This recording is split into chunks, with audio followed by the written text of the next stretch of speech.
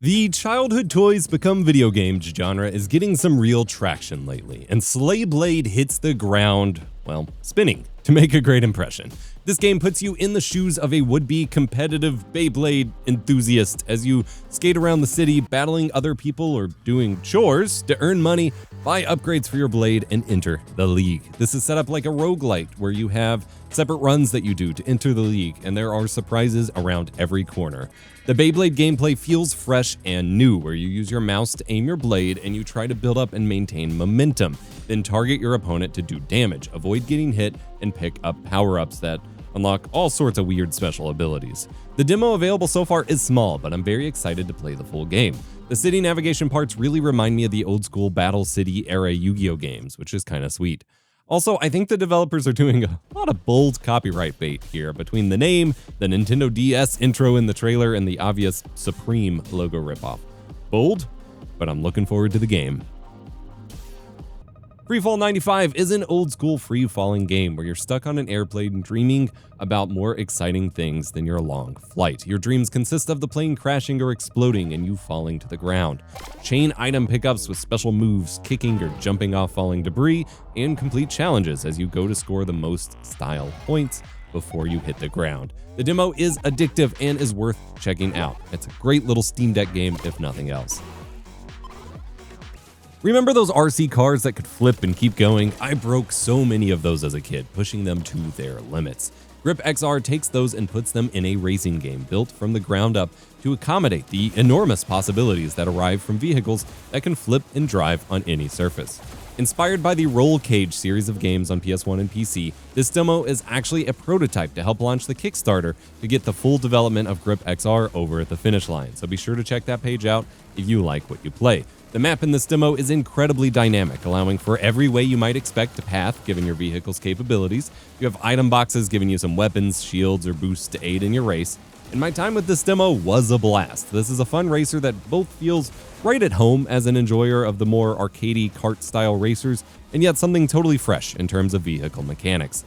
I can't wait to see what they do with the full game.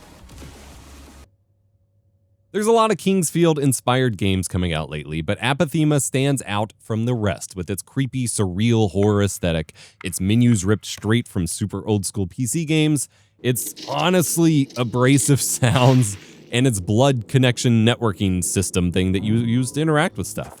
Rather than being the hack-and-slash gameplay that Souls and Kingsfield fans are used to, Apathema is actually a turn-based dungeon crawler CRPG, but it has real-time parry and dodging mechanics that are quite challenging to nail the timing for.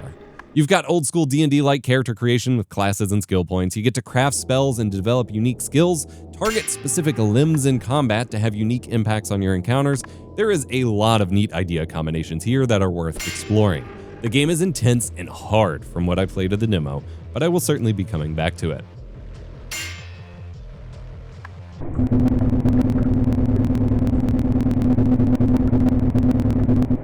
I don't play many incremental games, but I've been trying to get into the genre, and Drillbound feels like a neat one to start with. You're on a mining expedition, drill mining to the planet's core. You drill to gather resources and use those, plus the obligatory hold mouse over here for X amount of time mechanics to upgrade your drill and be able to dig deeper and deeper as you progress. This felt like a great relaxing game to have as a companion for work or meetings or something. It's more involved up front than the handful of other incremental games I've tried, which is certainly not a complaint. Ascend to Zero is a really slick, addictive roguelite that blew me away, especially considering I'm already kind of burned out on the genre. The world has perished. You are stuck in time and sent back to save it, but you can only go back for 30 seconds at a time. How can you save the world in 30 seconds? Well, 1 second at a time. The time limbo area and story explanation sections remind me a bit of my time with Digimon Story's Cyber Sleuth. The voxely pixel art visuals remind me a lot of Housemarque's Nex Machina, but the gameplay is just super fun. You've got your typical roguelite 3-tier upgrade system, plus broader skill improvements and weapon slot unlocks, plus gear pickups over time. You have automatic shooting and a dodge mechanic to move through levels and fight more difficult enemies, picking up loot along the way. But you also have a time stop ability that gives you a window of time to move away from damage or collect loot, but you can't damage enemies during this time stop. As you save your friends and allies, they unlock new areas of your Hades or TMNT Splintered Fate-like hub area, and you can use their abilities to aid you in battle. The style in this game is stellar, and the music is pretty great too. There's new features to discover around every corner, and I had trouble putting this demo down. Hollow Home is an isometric point-and-click narrative-driven RPG, one of those choices matter Telltale-likes, which tells the story of Ukraine under siege by Russia and the lives of people in a small town during it. This isn't usually my kind of game, but I found the comic book-like presentation appealing and found myself invested in the story beats. But obviously the demo will contain spoilers for the full game, as I believe you're just playing the start of the game. Okay, this is one of the coolest games I have played in a long time, and I accidentally dropped like 2 hours on this demo when I was only supposed to play and record for a few minutes. How Many Dudes is an old-school Flash game in the best possible way. It's not actually made with Flash, but it resembles that in so many ways. It's kind of a strategy game and kind of a roguelite. You go on runs seeing how many dudes it takes to fight armies of different creatures. There's some really silly enemy waves, like 100 toddlers, or 20 geese and 15 Canadian geese and 5 goose-sized horses, or a gorilla or unicorn or a horse-sized goose. There's a lot of ducks and geese. Recruit more and more dudes of different varieties. So far I've seen knights and paladins and ninjas and Spartans and zombies and Frankensteins, which are different from zombies, and necromancers and ghosts, and more than I can remember. You recruit them, you have chances to upgrade them, you acquire loads and loads of items and upgrades on your runs, and unleash absolute chaos as your army of dudes clashes with armies of creatures and get giblets everywhere. You have to play this ASAP. It Consumes is another really unique, really freaking cool demo. This is a boomer shooter where you play in complete darkness, and you have to squeeze your heart to release a pulse that gives you sonar vision to see enemies and pickups. Pump the heart too often and it will overload and take longer to work. Shoot enemies with the primary and a 6 secondary fire, pick up upgrades, dodge attacks, find cool unlocks, and navigate your level up tree to customize your runs and keep killing enemies. Plus, it's got the active reload mechanic from Gears of War, which really more games need to have. There's multiple different modes and difficulties to really fine-tune the experience you want, and I will absolutely be spending a lot of time in the full version of this game. Echoes of Mystralia is a cross between an action RPG and a roguelite with very high production value, great voice acting, and fantastic music. I will be grabbing this game on launch for sure. This game really innovates on the roguelite formula by allowing you to pick up spell modifiers that you can reorder in completely unique shapes and paths to modify your spells and modify the modifications to your spells to really create unique combinations with what I consider to be like Borderlands level limitless potential here. I can't even begin to describe all the possibilities here, combining secondary effects, secondary fires, AoE damage, movement modifiers, and more, all stacked together and affecting each other in different ways on your basic primary and secondary attacks. Plus, you can reconfigure your spells at will if something isn't working, not just at set upgrade points. And then there's a crazy skill tree for broader progression across runs. It's got cool character, nice voice acting, a blue Shinron, and a first-person narrator bringing you along a pretty neat story. Do not pass this game up. The Last Salvage Squad is a 2.5D first-person shooter with a sick retro sci-fi manga art style with cool palette customization options and satisfying classic sound effects. You go on a series of missions as you progress through the game where you take down big alien mech invaders, pick up salvage, and you always have to pick up your weapons on the map because they are in short supply. It plays kind of like a classic mech game, except you're not exactly in a mech yourself.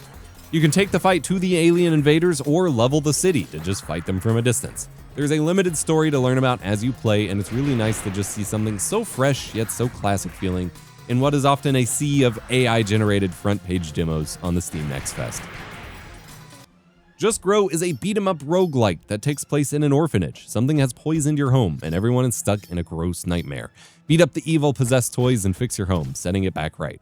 Collect souls to use as currency at the arcade where you play classic games like Snake or Asteroids to earn tickets for your upgrades. This is a cute and creepy game with a neat hand-drawn marker art style.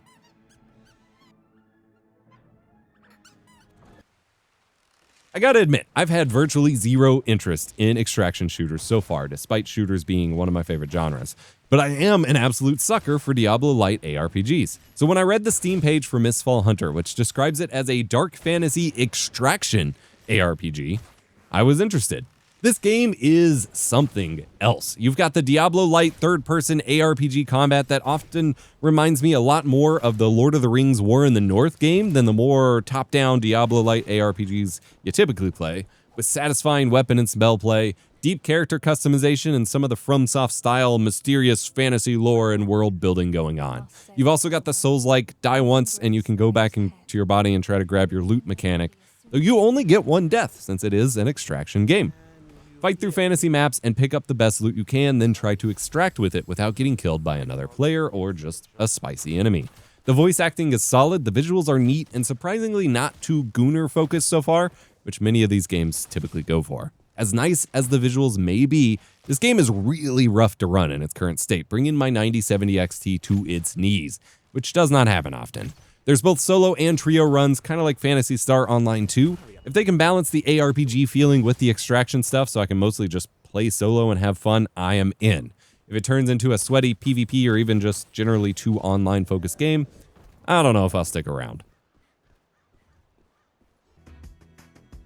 Lumina's Parasite Reign is a typical Survivor-style roguelite that normally I wouldn't cover, but it's got a cool blocky 3D pixel art and Pokemon or Digimon-like characters, which... Alright, I'm in. You sold me. You actually get to build up a party of 3 Mons that go around with you, auto-casting different abilities and upgrading them over time. This is fun. The abilities in the Mons feel pretty unique, while the gameplay itself may not, but as is often the case with these new Survivor-style games, it feels really slow at the start, so I hope they can improve the pacing. Games like Jotun Slayer and Warrior's Abyss are so much fun because everything is dialed to 11 right away, and many of these other newer games do not do that. Rewindead is a third-person shooter kind of like Hitman, but with a time loop mechanic. You have to infiltrate buildings and assassinate a target. But then you have to rewind, enter from a different position, often with a different gun, and take out the remnant of yourself that took out the target before they take out the target, and then you take out the target yourself. And sometimes you got to do that multiple times. Also, you can scale your pay exponentially based on the number of remnants you take out for some reason. This is a pretty neat idea, got some cool VHS style effects for the rewind aspect of course, and it creates some pretty challenging scenarios, as you have to try to not kill the target too quickly because your second or third loop you won't be able to keep up, but you also have to make your movements obvious enough that you'll be able to find yourself and kill your remnants, but also be quick enough to beat the clock and avoid getting one shot by the grunts along the way.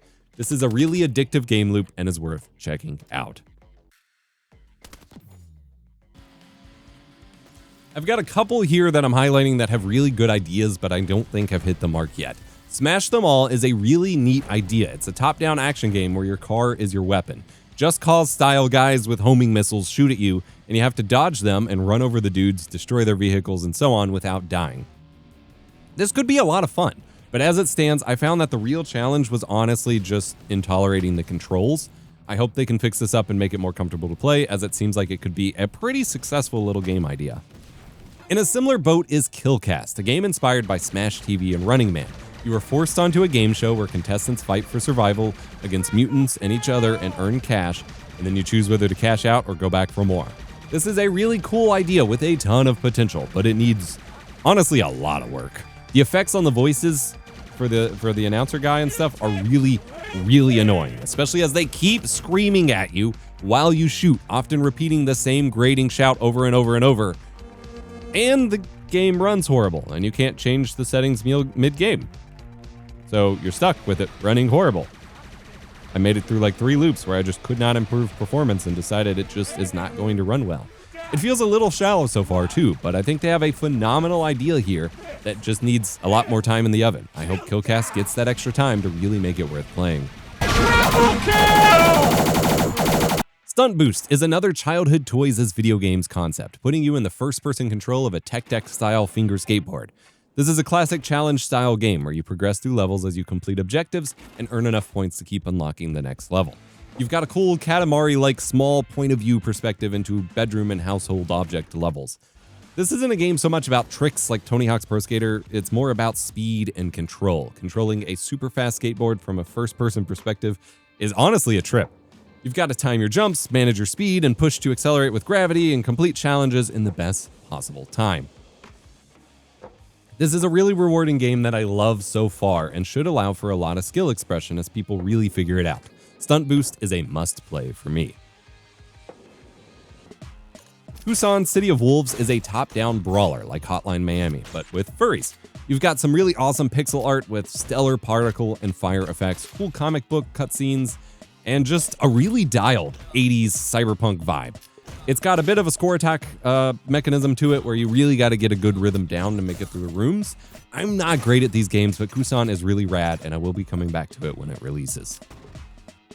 Cursemark is a sick pixel art Diablo-like, something that I've been waiting for a very long time for. It's got brilliant visuals, super old school gameplay design packaged in a roguelite run to make it more pocketable, probably on my Steam Deck. Hack, slash, and cast your way through a lot of fantasy enemies as you unlock stuff and continue your eternally doomed quest as a cursed mage knight. This really calls back to the classic Gauntlet games for me, which are absolute at the core of my gaming joy. I am picking this game up on launch. I loved every second of the demo I played. I know this section is short, but this demo is probably the one I am most excited about of the more than 30 demos I tried this week. I had to put it down quickly because I knew I was going to be obsessed, and this is not the time for that. I'm going to wait till it releases. VED ReCure looks a lot like Mystralia, and that's a good thing. Your character bought his 1000th game on Steam, but he didn't want to play it. He's apparently experiencing video game ED, which, what a concept. You get sucked into the game isekai style, and you have to actually finish a game for once in order to be let back out. This is a spectacle fighter where you get to hack and slash small groups of enemies and build up buff chains through roguelite style unlocks, allowing for unique skill combinations, kind of like Mystralia that I showed earlier. You got some nice quality anime visuals, and the combat was fun so far, though I do worry that it's a little too easy or too shallow.